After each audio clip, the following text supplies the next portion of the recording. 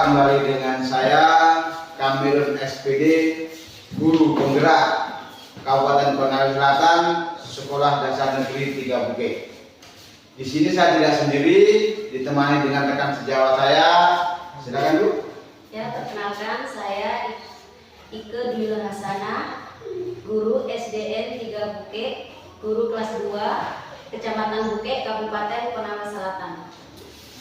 Terima kasih Bu Ike ya. Iya Pak. Minta maaf Bu, ini mengganggu waktunya ini Bu. Iya Pak, enggak. Begini, pagi hari ini kita akan melakukan pra-observasi. Tujuan daripada pra-observasi supervisi akademik ini untuk mengetahui dan juga mengevaluasi jalannya proses pembelajaran di dalam kelas yang akan Ibu lakukan. Mengapa hari ini kita melakukan pra-observasi? Sebagai kegiatan awal sebelum Ibu melakukan proses observasi di dalam kelas, agar lebih siap dan lebih percaya diri, dan juga agar menjadi pembelajaran yang terbaik bagi murid-murid kita. Nah, sebelumnya saya akan beberapa pertanyaan kepada Ibu. Kira-kira apa tujuan pembelajaran yang akan Ibu lakukan sebentar ketika pada saat pra-observasi tersebut? Yang akan saya ajarkan kepada peserta didik saya yaitu bahasa Indonesia dan matematika. Untuk tujuan pembelajaran itu, saya menggunakan dengan anak-anak dapat mendengarkan dongeng dan mengamati teks bacaan siswa, dan siswa juga dapat menyebutkan isi dongeng secara leluasa dan percaya diri. Dan yang kedua, anak-anak juga bisa memahami apa isi dongeng tersebut dan bisa menjawab pertanyaan dalam isi dongeng tersebut, dan siswa juga dapat memahami isi dongeng dengan percaya diri. Yang ketiganya itu, anak-anak saya menyuruh untuk berdiskusi agar siswa dapat mengetahui isi dongeng bersama teman-temannya. Sementara untuk matematika Pak, itu saya lakukan dengan, disitu kan di dalam buku tersebut itu tentang pecahan seperti donat, ada gambar donat begitu Pak ya di dalam buku tersebut. Nah, itu anak-anak saya suruh memahami dan menyebutkan pecahan seperti 1/2 dengan percaya diri, dan anak-anak juga bisa mengerti bahwa gambar donat itu kan bundar Pak. Nah, nanti kalau dipotong itu jadi setengah. Nah, di situ nanti anak-anak bisa memperhatikan gambar dan dapat menuliskan pecahan 1/2 secara cermat. Nah, mungkin itu Pak. Iya. Oh iya Ibu ya. Jadi di kelas 2, kelas saya Ibu masih menggunakan tematik. Iya, benar Pak. Berarti pada dasarnya pas pelajaran bahasa Indonesia dan matematika. Iya, matematika. Nah, jadi tujuan pembelajaran ada 3. Iya. Ya, sebagaimana Ibu jelaskan tadi. Iya. Yang pertama yaitu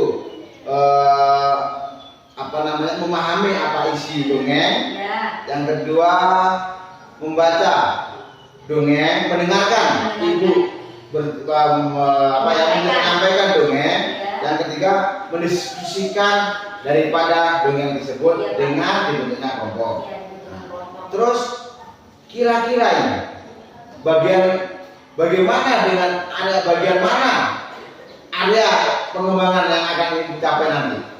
Pengembangan yang saya fokuskan itu yang pertama pengetahuan dan keterampilan. Pengetahuan itu yaitu tadi anak-anak saya suruh berdiskusi atau kerja kelompok agar bisa memahami isi dongeng tersebut.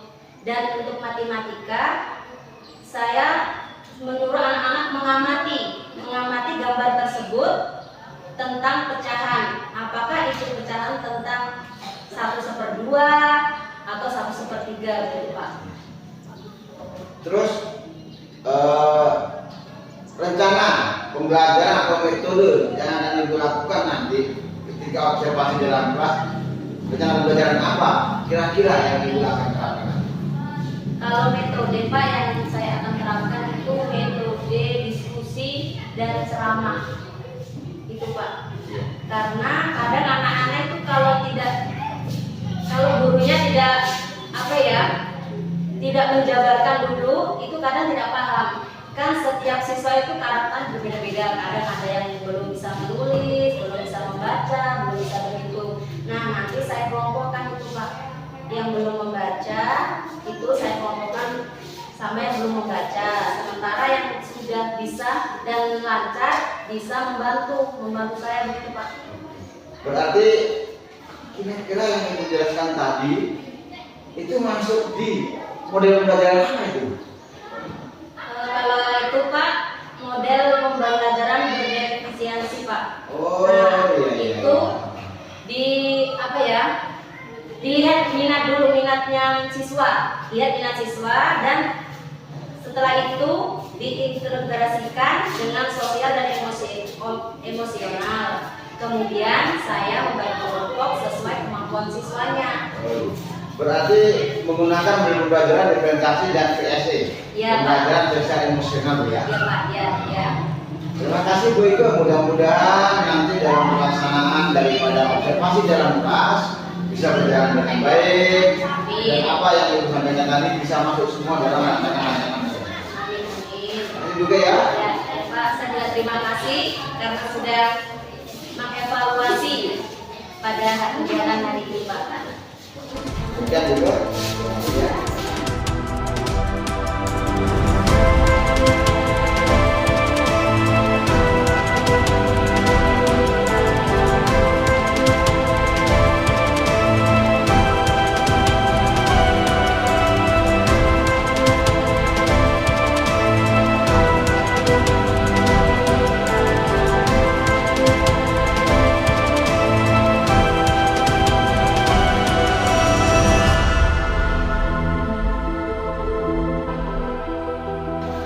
Assalamualaikum warahmatullahi wabarakatuh. Bu Ike. Selamat pagi. Pagi Pak. Gimana kabarnya Bu Ike? Alhamdulillah sehat dan baik. Bagaimana dengan Bapak sendiri? Alhamdulillah kabarnya. Begini Bu Ike ya. Kemarin kita telah melaksanakan observasi kelas dalam pembelajaran. Ibu telah melaksanakan kegiatan-kegiatan pembelajaran dalam kelas, dan pada pagi hari ini ada beberapa yang harus saya tanyakan kepada Ibu, sama bagaimana perasaannya Ibu ketika melaksanakan kegiatan-kegiatan observasi pembelajaran di kelas kemarin. Perasaan saya Pak ya, alhamdulillah saya merasa senang. Karena apa? Karena apa yang saya khawatirkan itu pada saat diobservasi itu Pak, saya bisa atasi melalui kegiatan pra-observasi. Dan sehingga saya lebih yakin pada saat diobservasi, saya bisa lebih yakin karena apa? Karena selain itu kompetensi yang saya ingin kembangkan juga bisa meningkat kepada pelajar saya dan peserta didik. Terus kira-kira menurut Ibu yang belum dioptimalkan dalam pelaksanaan kegiatan observasi itu apa dari pembelajaran itu? Ya. Kemarin kan waktu pra ya, waktu pra-observasi itu kan saya ada pertanyaan model pembelajaran apa yang akan dilakukan kepada anak-anak. Nah, sementara saya menjawab model yaitu Pak PSE. Dan ternyata kemarin itu Pak saya terlewatkan. Nah, di situ kan menceritakan dongeng, yang pertama menceritakan dongeng. Nah, ternyata saya juga belum memastikan waktu saya juga baru membuka, yang mungkin persiapannya ya kurang maksimal mungkin. Nah, di situ ternyata tidak ada ceritanya, jadi saya bingung menceritakan apa. Padahal memang sudah ada gambarnya. Yang mereka lihat, yang peserta dilihat itu hanya tikus dan ular. Sementara saya bingung dongeng itu bagaimana. Nah, mungkin insya Allah di pembelajaran berikutnya saya akan tepati janji saya kepada peserta didik. Karena apa? Kan peserta didik itu atau siswa saya menanyakan, Bu, kok tidak dibacakan sih dongengnya? Nah, setelah itu sebelum sebelum pembelajaran mulai saya tuh sudah nanti kita akan melakukan pembelajaran berdiferensiasi itu apa ya, kayak kita tuh merenung sejenak, emosional kita bisa terkontrol. Nah di situ saya ya mungkin BSI itu Pak. Nah di situ saya juga tidak terapkan Pak kepada anak-anak itu. Oke, memang kemarin itu kalau ketika saya mengamati itu ada beberapa memang yang belum maksimal.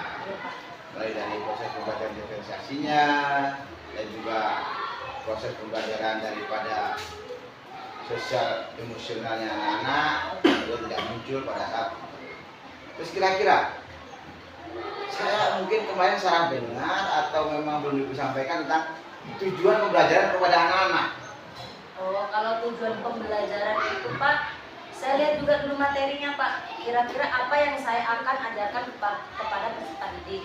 Kan kalau di kelas 2 itu masih menggunakan ya tematik. Nah, di situ kemarin waktu saya mengajar itu bahasa Indonesia dan matematika. Nah, di situ anak-anak saya berharap anak-anak itu bisa memahami, mengetahui dan mengetahui itu isi dongeng tersebut, bisa memahami juga dan bisa mendiskusikan kepada kelompoknya itu kerja kelompok, serta kalau matematikanya itu Pak, saya anak itu bisa memahami gambar. Di situ kan ada gambar kayak donat begitu, itu jadi pecahan. Kemarin kan belajar tentang pecahan, kayak ini kan utuh menjadi 2, berarti 1/2 karena bentuk model atau gambarnya itu hanya satu, jadi 1/2. Di situ anak itu saya usahakan agar bisa memahami dan bisa menuliskan bentuk pecahan tersebut Pak. Terus kira-kira di area bagian mana yang akan dikembangkan lebih baik dalam hal pembelajaran observasi? Kalau untuk di kelas saya Pak, untuk pengetahuan. Ya kan apa? Karena Pengetahuan yang bagaimana kira-kira itu? Pengetahuan itu Pak, anak-anak itu mampu memahami apa kayak istilah. Ini kan ada bacaan kayak dongeng ya. Mereka tuh mampu mengetahui apa sih isi bacaan tersebut, apa sih yang ada di dalam dongeng tersebut. Nah, kadang kan, ini di kelas 2 ini Pak, ada yang belum bisa membaca. Berarti pengetahuan siswa tersebut masih kurang maksimal. Nah, di situ saya akan membimbing peserta didik tersebut agar lebih mengembangkan pengetahuannya dalam membaca. Selain pengetahuan, masih ada nggak yang perlu dikembangkan selain pengetahuan itu di proses pembelajaran? Kayak keterampilan Pak. Kalau keterampilan itu sudah apa kira-kira? Kalau keterampilan itu anak-anak itu kalau dalam pembelajaran kemarin itu mereka bisa mengetahui apa ya, tentang pecahan 1/2. Andai kan itu kue dalam gambar itu kue itu dibagi menjadi berapa, hasilnya berapa gitu Pak. Terima kasih Bu Ika ya atas kegiatan mulai dari pra observasi sampai observasi dan hingga pada pagi hari ini kita melaksanakan pasca observasi. Mudah-mudahan kegiatan ini bisa menjadikan Bu Ika menjadi lebih baik. Amin, ya Pak. Baik dalam hal proses pembelajaran ataupun dalam hal proses pendidikan kepada anak-anak, dan harapan kita mudah-mudahan anak-anak menjadi anak-anak yang baik, menjadi anak-anak yang punya masa depan baik. Terima kasih Bu Ika. Ya, sama-sama Pak. Assalamualaikum warahmatullahi wabarakatuh. Waalaikumsalam warahmatullahi wabarakatuh. Jadi coaching yang Bapak lakukan dari proses pasca supervisi itu sudah bagus. Di dalam itu sebenarnya harus mengandung 3 prinsip seperti yang kita sudah pelajari di modul. Ada prinsip kemitraan, ada prinsip proses kreatif, dan prinsip memaksimalkan potensi. Nah, dari masing-masing prinsip ini ada beberapa indikator. Jadi pada awal seharusnya sebaiknya yang melakukan tujuan itu kalau filter melakukan tujuan itu seharusnya yang di coaching. Apa sih tujuannya? Ingin komunikasi tentunya semuanya seperti apa. Mari proses komunikasi yang dilakukan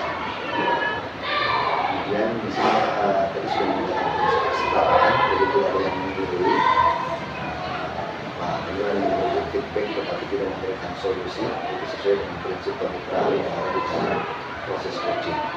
Jadi dalam coaching itu coach itu tidak memberikan solusi atau memberikan gambaran, tetapi mengunci potensi yang ada dari coaching itu optimalkan dan akhirnya si coaching bisa memberikan solusinya sendiri. Tadi sudah ditanyakan perkembangannya ke depan apa yang mau dilakukan, itu sudah luar biasa. Proses kreatif sudah dilakukan. Kurang menggali saja, kurang menggali secara proses kreatif sudah mungkin salah satu sudah tercapai di Indonesia harusnya melakukan banyak melakukan apa yang disampaikan oleh coach ucapan atau disampaikan untuk perhatian dari seorang coach itu bisa kita menanggapi atau menyampaikan kembali apa yang disampaikan oleh coach itu biasanya menjadi penguatan dari si coach itu. Dan untuk melakukan potensi, ya, jadi sudah